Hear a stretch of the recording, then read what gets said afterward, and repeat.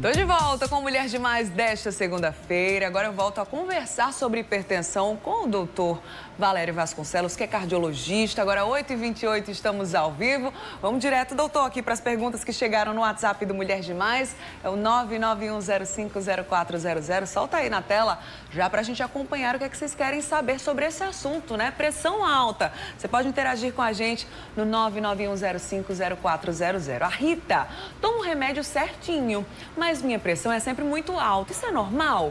E acordo sempre com dor de cabeça. Quando vou verificar, a pressão está muito alta. O que é que pode estar acontecendo, doutor? Então, Rita, a sua pressão, pelo que você está descrevendo aí, ela não está bem controlada. Inclusive, você dorme, acorda com a pressão bem elevada e com dor de cabeça.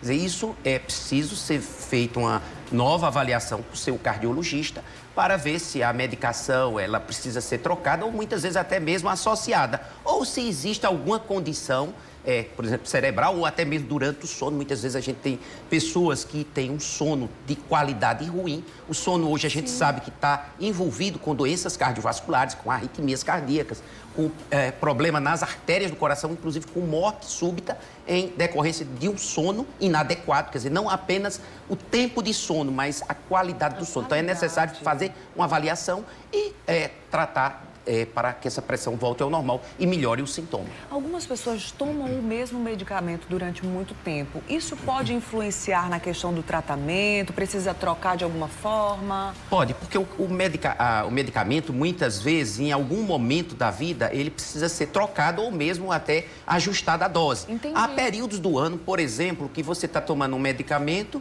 e a pressão descontrola. Ou sobe muito ou baixa muito. Então, muitas vezes, você precisa reajustar tanto para cima, quer dizer, aumentando a dose, ou muitas vezes até diminuindo a dose em alguns casos. Mas sempre, por isso que a gente pede que a pressão elevada, o hipertenso, ele precisa de um acompanhamento, ele precisa ser visto com uma certa periodicidade para que o cardiologista, além de pedir exames de sangue, por exemplo, e outros exames como eletrocardiograma, ecocardiograma, ou outro exame que seja interessante para aquele momento, para que ele faça o ajuste da medicação para aquele momento que a pessoa está vivendo. Certinho. Mais dúvidas no WhatsApp do Mulher Demais. Vamos soltar aqui em tela. Bom dia, é Edilene. Bom dia para você, Edilene. Adolescente de 15 anos, com pressão baixa, já é o oposto aí. Sempre 9/8. É preocupante, doutor? Não. É a criança, adolescente, às vezes até a mulher mesmo tem uma pressão mais baixa. Então, 10/7, 9/6, 9/7. Então, o que é que a gente sempre pede? Quem tem pressão baixa, quer dizer, tem que ver se tem algum sintoma de pressão baixa. Então, por exemplo, muitas vezes as pessoas têm tontura, tem sensação de que vai desmaiar, algumas até desmaiam com a pressão baixa. Então, a gente precisa muitas vezes orientar essas pessoas para que não aconteça, por exemplo, um desmaio em algum lugar onde ela corra risco por exemplo, de um acidente, por exemplo. Mas a pressão é baixa em crianças e em adolescentes e se não tem nenhum sintoma, não há nenhuma preocupação. Certinho. Mais uma dúvida no WhatsApp do Mulher Demais, agradecendo a todo mundo que está participando. Dida Lima, bom dia, Bruna. Eu já fui à UPA com a pressão 16/10 e disseram que era emocional, mas minha pressão oscila muito. Às vezes já acordo com ela alta. Eu fiz exames, mas não deu nada. Fez tudo certinho, né, doutor? Viu que a pressão estava alta, foi até a unidade de pronto atendimento. E aí, essa oscilação pode ser natural do organismo? Então, não é normal. Quer dizer, a pressão que sobe, tem que ver o que é que está envolvido naquele aumento de pressão. Quer dizer, fez exame, muitas vezes os exames são normais. Há casos em que, mesmo os exames normais, se essa pressão ela permanece elevando, tanto, às vezes os pacientes relatam a oscilação da pressão subindo e baixando, então é necessário muitas vezes até outros tipos de exames para tentar detectar, porque não é normal, quer dizer, a pressão tem que ser hoje já considerada abaixo de 12/8, pelo menos 12/8 em alguns casos. Certinho. Mais dúvidas no WhatsApp do Mulher Demais. Solta aqui pra gente ir acompanhando. Você pode mandar a sua também no 991050400. Interage conosco, tá? Manda aí, coloca já na tela aí pra gente ir acompanhando. Mais uma dúvida que chega pra nós é o José Amorim.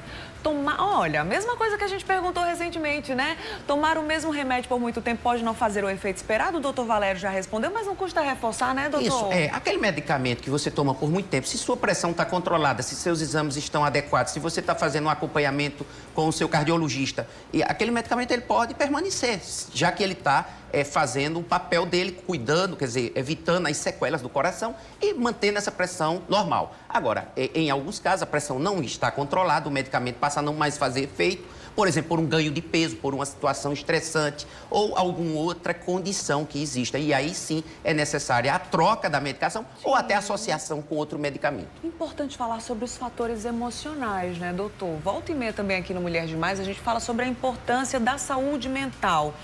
A depender, né, da situação, uma situação emocional envolvendo um estresse elevado ou uma crise de ansiedade pode causar essa oscilação de pressão? Pode. O estresse hoje, ele está envolvido com a hipertensão e hoje a gente percebeu, depois da pandemia, o aumento de fatores emocionais, ansiedade e depressão. Sim. Então, a ansiedade e depressão, por alterar algumas substâncias do bem-estar, quer dizer, por elas estarem diminuídas, essas substâncias que causam bem-estar, então passam a causar uma sensação, muitas vezes, de tristeza, de ansiedade, e isso tem aumentado muito hoje nos consultórios, e está envolvido com o aumento da frequência cardíaca e da pressão arterial, além de estar envolvido com o entupimento das artérias, justamente por causar um maior aumento da inflamação dentro do organismo. E a inflamação dentro do organismo é quem leva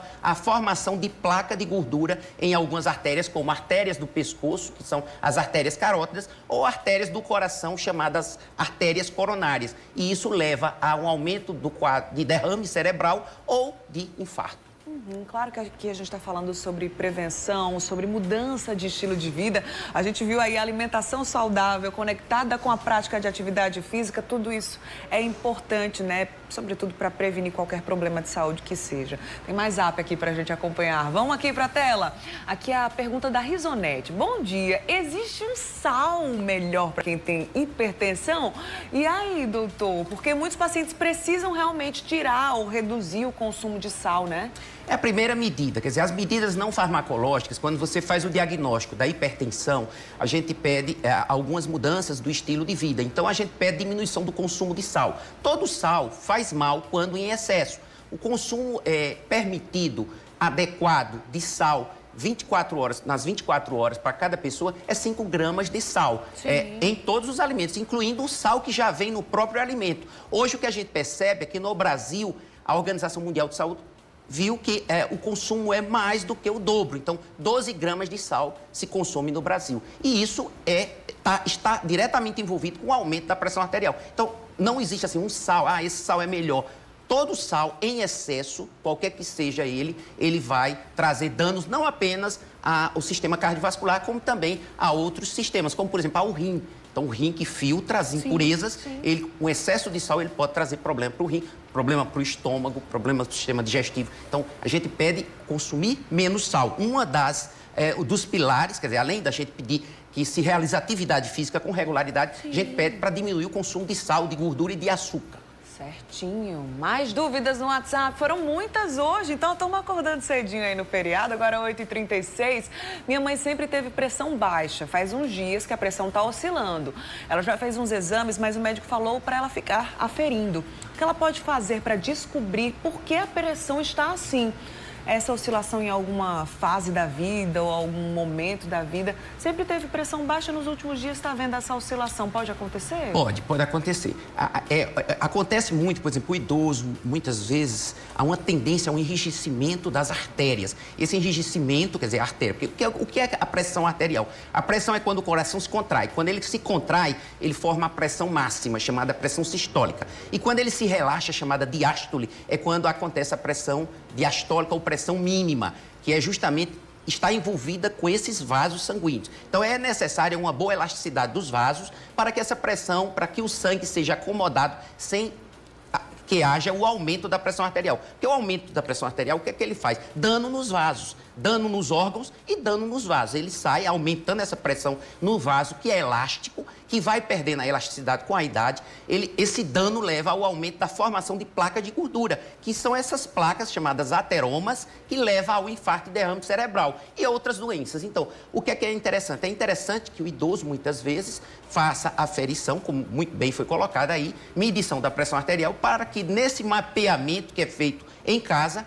se leve ao médico dela e o médico tente detectar o que é que pode estar acontecendo de errado. E, às vezes, até mesmo fazer alguns exames mais complexos para ver se não existe uma causa dessa oscilação da pressão arterial. Muito bem. Doutor Valério, muito obrigada pela sua participação. Eu vou até deixar aqui, os 2 livros do Dr. Valério Vasconcelos. Esse aqui é o que vai ser lançado muito em breve, né, Isso, doutor? esse vai ser lançado essa semana, Coração, Luz da Vida, né?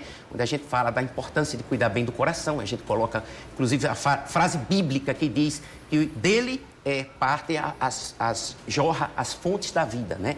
E o outro, A Cura, Reconciliando Medicina e Fé, que foi lançado em fevereiro. Eu trouxe para você, Bruna. Muito obrigada, viu, doutor? O Instagram do doutor Valério também está na tela, @Dr. Valério Vasconcelos.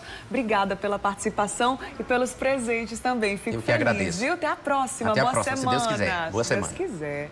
Tá chegando a hora da nossa despedida. Muito obrigada pela sua companhia, pelo seu carinho de sempre. Até nos feriados, né? É o nosso encontro por aqui. Lembrando que você pode rever todo o conteúdo do MD através do nosso canal no YouTube, youtube.com/TV Correio Oficial. Na sequência agora vem o Fala Brasil e outras notícias locais às 10 para o meio-dia no Correio Verdade. Não esqueça, quem é do bem se reconhece.